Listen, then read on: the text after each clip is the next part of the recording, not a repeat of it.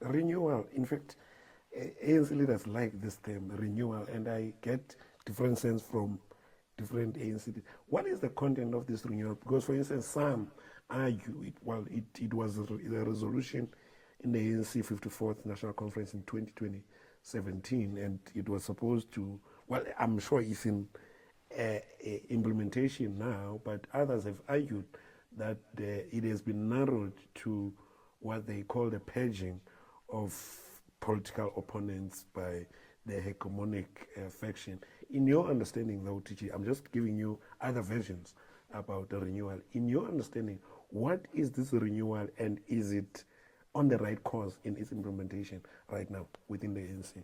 You know, the concern about consistency and all that is something that we had in mind when we agreed at conference that the Integrity Committee must be independent.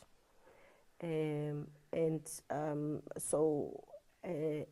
anyone that has allegations against them, the current leadership will be advised by an independent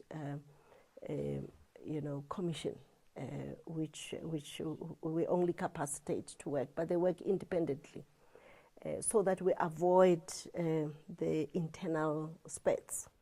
So we have really tried. It's not for lack of trying. And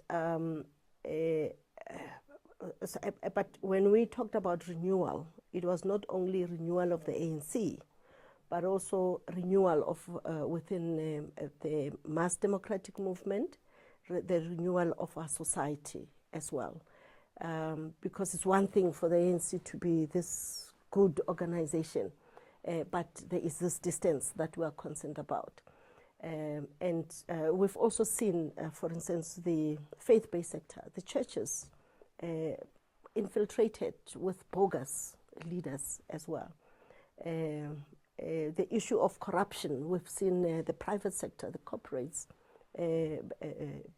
corrupting also public servants and all that. So it's not only about the ANC. Yes. It's what can we do? And we really want to encourage other political parties, other institutions in society, whether faith-based, corporates, because the corporates also will thrive in an environment that is enabling. So we would like all leaders of society to take this responsibility of reflection as a collective responsibility, so that when we dialogue, we have gone through this in-depth analysis of what else can we do to build on the 30 years of our democracy. Yes. It's our democracy, it's our responsibility. True. And then, do you think that the Government of National Unity, the GNU, yes, is the silver bullet to addressing some of these problems that you've raised in this recent conversation? I mean, you speak more about the broader society. It's not only about the ANC, and the GNU is the epitome of that, because it's a multi-party type of an arrangement. So going forward, do you see the GNU addressing those problems of social distance and all the other issues that you've lamented on? Even when I was in government, I never believed that government alone can take our country forward. And our constitutional democracy is a participatory democracy. Once the participatory element weakens, those in government believe that they become self-serving. They don't become public servants. They become self-serving. So, and all of us must remember that those that are there have been sent by us to govern on our behalf, based on their manifestos, and we must hold them accountable. They are doing this task on our behalf. So the GNU is not a silver bullet. Yes. It can never be a silver bullet.